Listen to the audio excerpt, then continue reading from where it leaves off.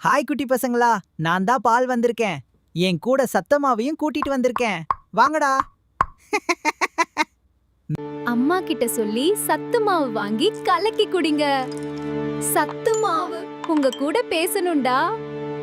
வாங்க குட்டி, ஸ்கூல்ல உள்ள ஐயா. உள்ளயா? சொல்றது மாதிரி நாங்க வரோம்.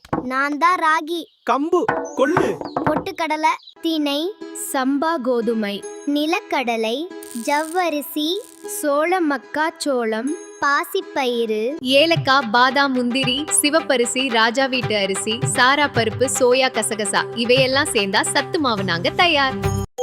டேய் பசங்களா, வெறும் வயித்துல ஸ்கூலுக்கு கிளம்பாதீங்கடா. நான் இல்லைன்னா வயித்துல பூச்சிட்டம் அடிக்கும் சத்தம் கேக்கும்.